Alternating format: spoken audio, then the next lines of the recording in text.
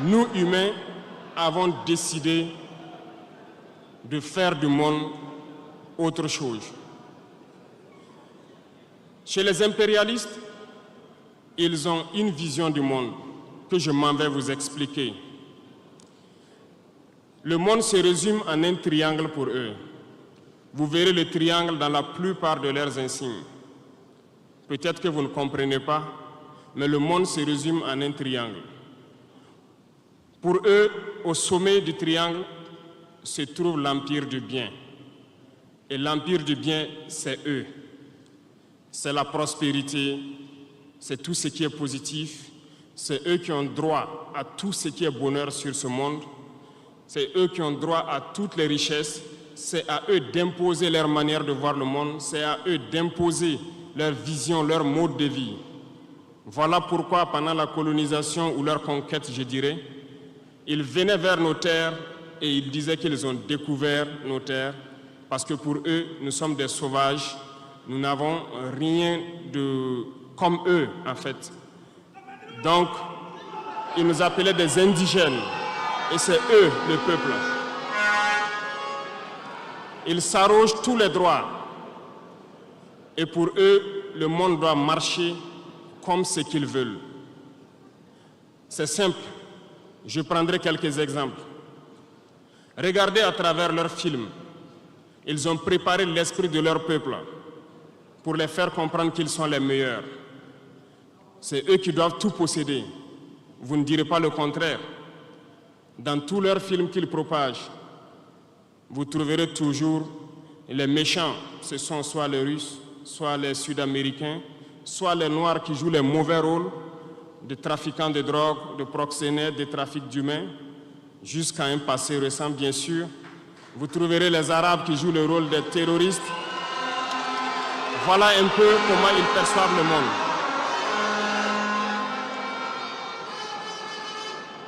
Quand je prends sur le volet économique, qui parmi nous n'a pas traité les produits chinois de produits Shintok, comme on aimait l'appeler, de mauvais produits? Mais aujourd'hui, j'ai pu vous dire qu'on a tout tort, parce que la Chine est à un niveau de technologie assez avancé, et c'est en Chine que la plupart de ces pays viennent s'approvisionner, mettre leur marque dessus et nous revendent comme étant leur propriété. Regardez autour de vous. Nos entrepreneurs qui sont dans le BTP ne diront pas le contraire. Tous leurs engins aujourd'hui sont chinois. Ceux qui font le transport ne diront pas le contraire. Ils nous ont menti parce que nous avons fait le tour du monde un peu dans ces 20 mois pour chercher des entreprises, pour chercher des usines. Et nous avons compris que tout revenait là-bas. Mais par leur communication, ils nous ont amenés à détester tous les produits chinois, à vouloir nous faire comprendre que ce qui est bon venait de chez eux, pas forcément d'ailleurs. C'est simple. Remonter le temps. Pour mieux comprendre ce que je dirais, il faut remonter un peu le temps. Et j'espère que certains iront lire. Qui sont les tsars, les conquêtes mongoles, les empires perses, turcs et ottomans. Lisez leur histoire, vous comprendrez pourquoi le monde est ainsi fait. À la base du triangle, il y a deux empires. D'un côté, l'empire du mal, selon eux, et l'empire des esclaves de l'autre côté. Voilà comment ils voient le monde. Qui est-ce qu'ils appellent l'empire du mal? Ceux dont je viens de citer tout de suite l'origine, et je vous ai dit de remonter le temps, allez-y lire, vous comprendrez pourquoi ils sont l'empire du mal à leurs yeux. Ils combattent l'empire du mal. Pour eux, l'empire du mal doit disparaître. Pour eux, l'empire du mal incarne le diable. Ils communiquent et ils le font comprendre à leur peuple ainsi. Voilà pourquoi après la Seconde Guerre mondiale, dans les années 80, je prendrai le cas de la Russie, où tous les stratagèmes ont été mis en œuvre pour l'effondrer avec le président Gorbatchev. Aux États-Unis, c'est le président Ronald Reagan qui était à la manœuvre. Trois stratagèmes principaux ont retenu notre attention. Ils sont allés donc au niveau de l'Arabie Saoudite les demander de baisser le prix du pétrole de 35 $ à 7 $ pour faire écrouler l'économie russe. Parallèlement à cela, le deuxième stratagème, n'oubliez pas quelque chose, ces mêmes personnes qui viennent de quitter l'Afghanistan, soit disant qu'ils combattaient les talibans ont été reçus par le président Ronald Reagan à la Maison-Blanche. Ils ont été armés par la CIA. Les fameux missiles Stinger, Sol-Air, ont été livrés aux talibans pour combattre les Russes. Et plus tard, ils viennent supposer les combattre. Allez-y comprendre. Le troisième stratagème, c'était un bluff. Le projet IDS, Star Wars. Lisez, vous comprendrez pourquoi ils ont amené le président Gorbatchev à créer le projet Paulus qui a enfoncé la Russie. Une fois que la Russie s'est effondrée, ceux qui se prétendent être de l'Empire du bien ont commencé à juguler, jusqu'à ce que vienne cette équipe avec Vladimir Poutine pour essayer de remonter la Russie en surface.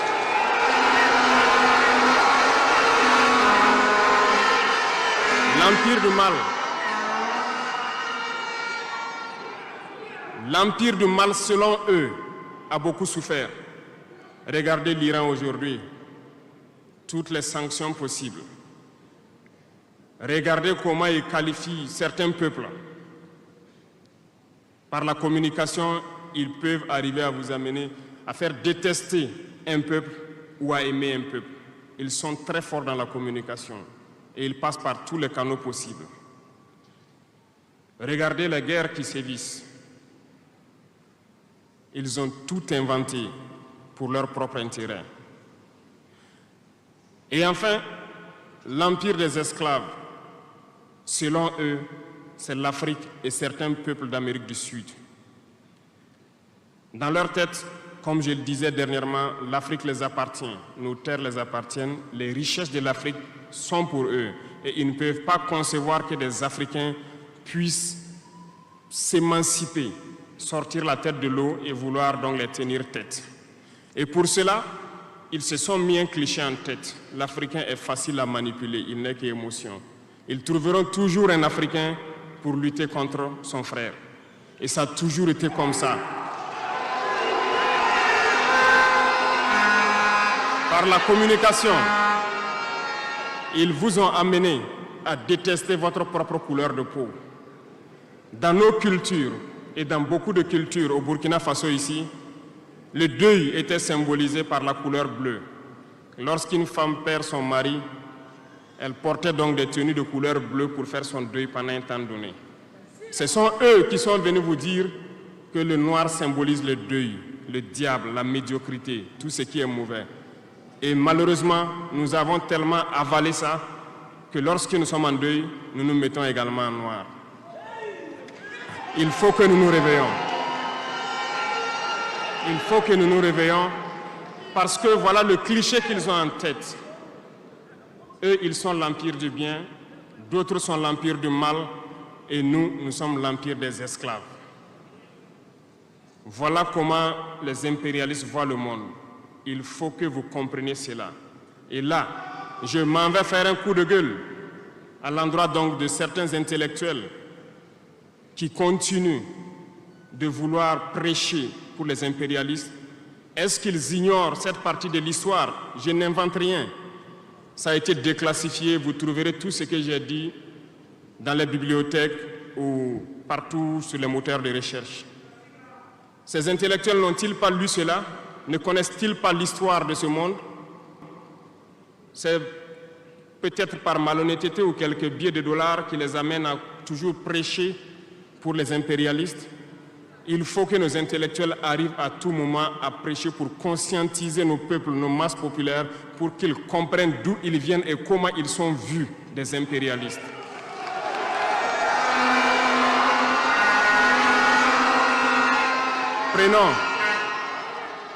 Prenons l'histoire de quelques guerres. Vous avez suivi la guerre d'Irak. Un gros mensonge qui a été inventé, soi-disant de possession d'armes de destruction massive. Certains sénateurs au niveau des États-Unis, ont tout fait pour avoir les preuves. Ils ne l'ont pas eu. Souvenez-vous que plusieurs personnes ont démissionné de la CIA après cette guerre. Des preuves ont été inventées de toutes parts. Des services secrets occidentaux les ont aidés à fabriquer des preuves. Et on se souvient que le même Niger a été accusé en son temps en montant une fausse convention, un faux contrat de vente d'uranium à l'Irak. C'est le même processus qu'ils ont voulu amener la dernière fois pour soi-disant que le Niger vend de l'uranium clandestinement à l'Iran. C'est du déjà vu. Ils ont prétexté cela, ils n'ont pas eu de preuves. Même les Nations Unies ont trouvé finalement qu'il n'y avait pas de preuves tangibles de présence d'armes de destruction massive. Mais ils avaient leur objectif, il fallait détruire l'Irak. Ils ont détruit l'Irak. Ils ont créé l'État islamique. Tout comme ils ont créé les talibans dans les années 80. Les armés, les équiper. Et après, ils prétendent venir les combattre. Comprenez le jeu. Ça n'a que trop duré. Il faut qu'on se réveille et qu'on comprenne tout ça et que nous prenions conscience de notre situation et nous battre pour notre avenir.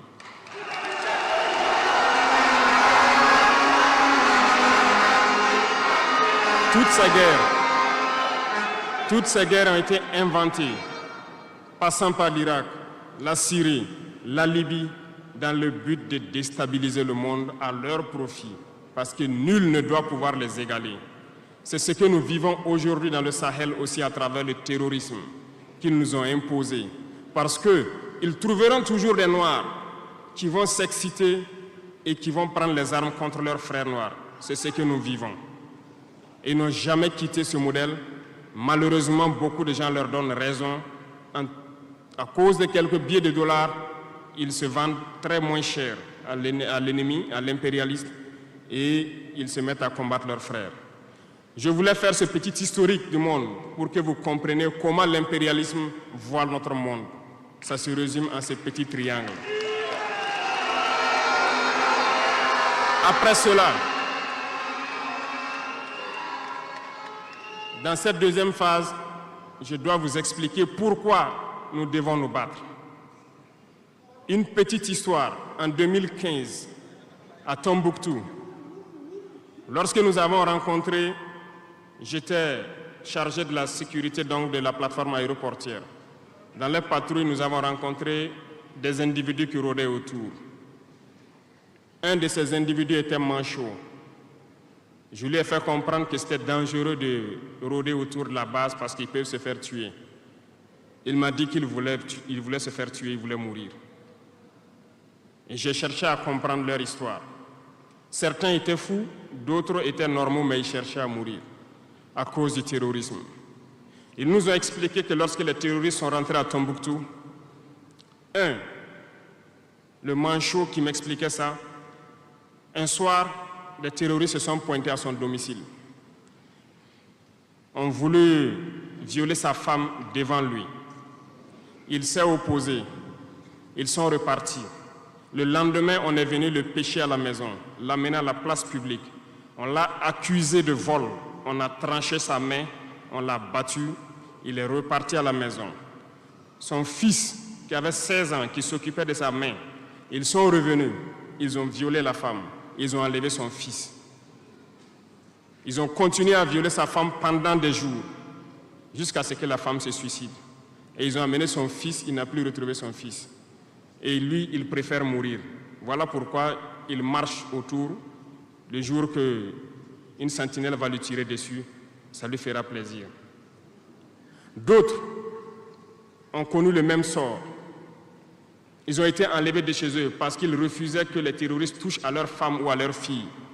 Et le lendemain, on vient les soustraire, on les amène à la place publique, on les battait à sang.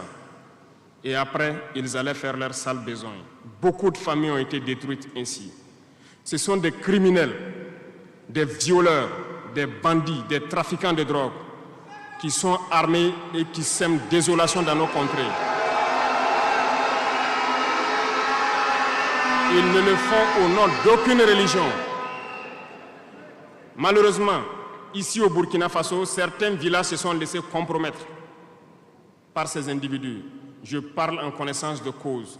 En 2022 à côté, j'ai été chercher avec mon unité dans un village. parce qu'ils ne voulaient pas que nous restions là-bas, parce qu'ils sont en bonne entente avec les terroristes. Ceux qui m'écoutent, ils savent de quoi nous parlons.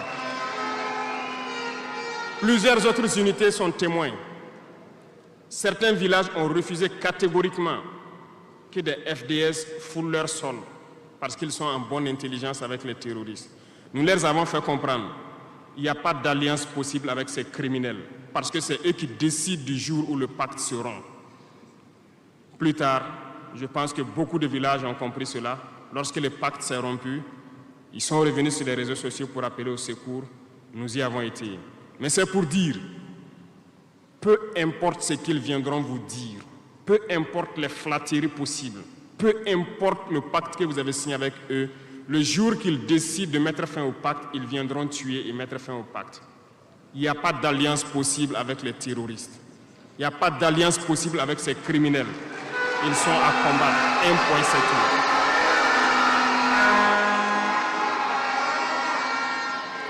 Aujourd'hui, nous constatons un phénomène, malheureusement, dans nos villes ici. Certaines personnes se plaisent à passer de cour en cour, à faire comprendre aux épouses de certains FDS et certains VDP, aux familles de certaines personnes tombées pour la patrie, que eux, ils avaient une solution pacifique avec les terroristes. C'est nous qui avons voulu faire la guerre. Voilà pourquoi tout ça se passe. Comment est-ce que des êtres humains, voyant tout ce qui se passe, comprenant le monde, peuvent avoir de tels propos? Ne vous détrompez pas. Soit nous les combattons ou ils nous combattent. C'est tout.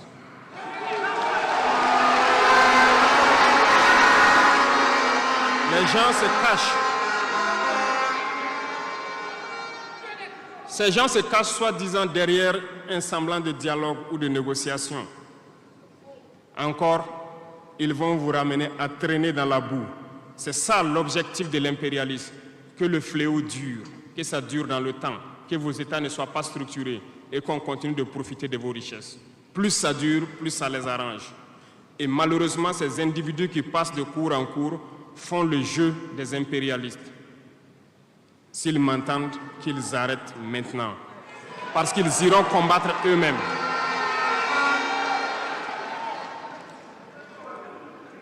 Nous n'avons pas le choix que de combattre. Et nous avons opté pour le combat, et c'est par là que nous serons libres, que nous serons réellement indépendants. Pour ce faire, nous avons pris le soin de diagnostiquer le problème profond du Burkina Faso. J'avoue que le problème est réel et profond. Le mal est là. Nous l'avons diagnostiqué et nous découvrons de jour en jour le système. Plusieurs nœuds ont été défaits, mais des nœuds restent à défaire parce que tous les jours que Dieu fait, nous découvrons certaines pratiques. Je peux comprendre, plusieurs décennies durant, ce système s'est installé. C'est devenu comme un gène dans nos ADN. Mais il faut que nous arrivions donc à soustraire ce gène donc de nos ADN et pouvoir construire un Burkina nouveau. Voilà pourquoi dans la troisième phase de mon propos, je m'en vais donc donner des lignes directrices dans certains domaines clés. Nous ne donnerons pas de détails sur notre programme, si on peut le dire ainsi, parce que quand le programme est connu au détail près, ils vont anticiper, ils vont poser des obstacles sur nos routes et nous empêcher d'atteindre nos objectifs. Mais nous pouvons donc nous résumer en quelques mots. Parlant donc du domaine de la défense et de la sécurité, comme vous le constatez, nous avons opté pour le combat. Et pour cela, nous avons doublé presque les effectifs dans nos forces armées.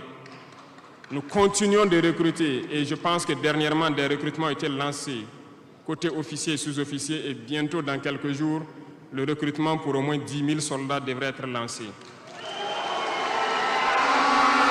Nous continuerons à renforcer les effectifs pour faire face. Parce que où que vous soyez, malgré le recrutement qui a été fait, il y a toujours le besoin de militaires. Partout au Burkina Faso, certains villages continuent de vouloir la présence militaire. Donc, il y a lieu de continuer à recruter et à équiper. Et je peux vous assurer que nous sommes sur cette lancée. Depuis janvier 2023, nous avons pu lancer un programme d'équipement. C'est vrai, le monde est fou, il y a la guerre partout. Aucune nation ne prend son équipement et vendre, on fabrique pour vous. Ce qui a fait que ces équipements ont traîné près de 18 mois, mais les premiers ont commencé à venir, comme vous avez pu le constater la dernière fois, et les équipements vont continuer à venir, parce que nous voulons que le niveau de notre armée atteigne un niveau jamais égalé dans la sous-région.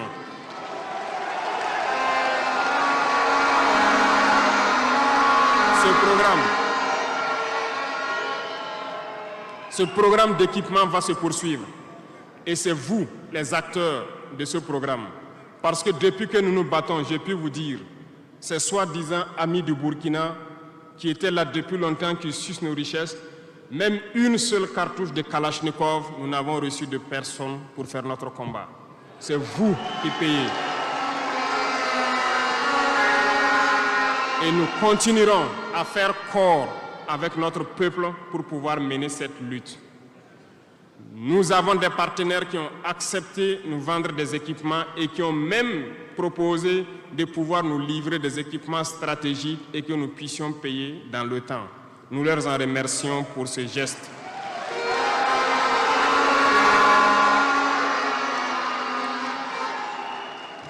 Et nous disons encore merci au peuple qui a compris le sens du combat, qu'il faut que nous nous battons. Si nous ne nous battons pas, ils viendront nous chercher chez nous, comme dans un poulailler ou dans une bergerie. Chaque matin, ils choisiront qui ils veulent pour aller exécuter sur la place du public, pour faire peur aux autres, aller trancher des mains ou des pieds sur la place publique pour faire peur aux autres. C'est comme ça leur tactique. Nous allons nous battre. Et nous nous donnerons les moyens pour y arriver. S'il arrive demain que nous sommes coincés dans une certaine lancée, nous viendrons encore vers le peuple et demander encore plus de sacrifices pour pouvoir atteindre l'objectif. Parce que malgré vos cotisations, je vous le disais tantôt, certaines puissances ont refusé de nous vendre les équipements, ont bloqué les équipements que nous avons achetés dans certains pays parce qu'ils ont la licence de certains composants. Et ces puissances exploitent des minerais au Burkina Faso. Je le dis ici, haut et fort et solennellement. Ça va s'arrêter. Nous allons retirer des permis d'exploitation. Nous n'allons pas permettre cela.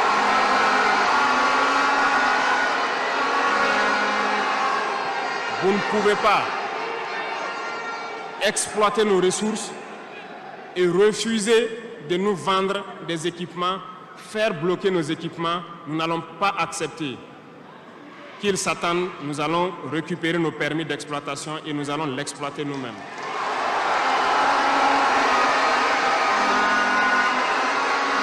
Revenant. Pour conclure sur le volet donc de la défense, nous n'allons pas trop nous étaler là-dessus, mais sachez que tout ce qui est déjà arrivé, les hommes sont en formation là-dessus, d'autres équipements viendront et cette guerre, nous allons la mener. Beaucoup de stratégies ont été déjà écrites et nous les adaptons au fur et à mesure du comportement de l'ennemi. Et nous allons vaincre très prochainement ce terrorisme ici au Burkina et même dans l'AES.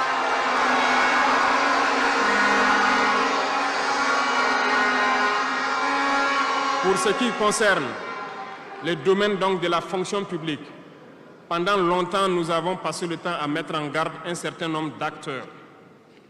Mais nous avons compris que le phénomène est tellement profond. La corruption, la mauvaise gouvernance dans les différentes administrations, le manque d'éthique persiste. Certains organes ont été donc mis en place dans le cadre de la lutte contre la corruption et dernièrement, certains arrêtés ont été pris pour ce qui concerne les primes de dénonciation. Le dernier acte à poser sera fait avant donc, la fin de ce mois. C'est un organe qui devra siéger dans tous les ministères pour s'auto-saisir de certains dysfonctionnements, des actes de corruption et pouvoir agir. Et ces organes seront prêts. Parce que nous avons beaucoup de gros travailleurs aussi dans l'administration. mais qui sont mis à l'ombre, qui sont souvent mis à l'écart. Parce que pendant longtemps, ce sont les plus corrompus, les plus malhonnêtes qui ont été mis à la lumière, c'est eux qui bénéficient de tous les avantages. Et je dis donc aux travailleurs de faire attention à ces individus qui sont en train de perdre leurs privilèges, parce qu'ils vont continuer de vous manipuler, de vous intoxiquer et de vous envoyer dans de mauvais pâturages.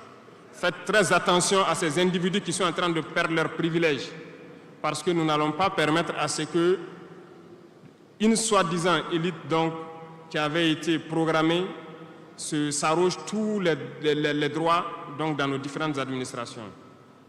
Le dernier organe sera mis en place avant la fin de ce mois et le travail réel va commencer. Vous entendrez dire un peu partout, à l'issue de ça, que nous ne respectons pas certains textes, nous ne respectons pas certaines lois, mais il n'y a pas de loi ou de textes qui tiennent dans cette lutte lorsque c'est pour l'intérêt de la patrie. Qu'ils se le tiennent pour dire, donc, nous allons aller dans ce sens. Nous avons donc, dans le processus de recrutement, adopté une ligne de conduite. Nous sommes en train de faire un diagnostic, de vérifier les présences et de voir les besoins. Il n'est pas exclu qu'au cours de l'année, certains concours soient lancés pour augmenter des effectifs dans certains endroits. Certes, il y a eu d'abord une vague de concours qui a été lancée, mais dans tous les milieux, ils sont en train de faire le point. S'il y a besoin, je dis bien s'il y a besoin, nous continuerons encore de recruter pour être à un niveau acceptable et pouvoir faire fonctionner les différents organes donc, du pays pour le bonheur donc, des masses populaires. Dans le domaine donc, de la diplomatie, nous avons opté pour une diplomatie commune dans l'AES. Toutes les décisions vis-à-vis donc, des partenaires, que ce soit africains ou à l'étranger, seront prises à l'unanimité au sein de l'AES. Mais nous avons aussi opté pour une diplomatie de vérité. Nous ne comptons pas nous mettre dans certaines logiques de mentir ou de couvrir la réalité, soit disant que c'est la diplomatie. C'est faux. Ce n'est pas là la diplomatie. Je puis vous dire que ce que vous voyez en superstructure, lorsque les gens viennent en audience et sortent pour parler au micro, ce n'est qu'une partie visible de l'iceberg. Ce qui s'est passé à l'intérieur dans les huis clos, ça n'a rien à voir avec la diplomatie. Et nous sommes donc inscrits dans cette logique de dire clairement les choses au peuple. Certains vont nous critiquer, d'autres même iront à dire que non, un chef d'État ne doit pas parler comme ça, un chef d'État ne doit pas faire ça. Mais nous leur disons que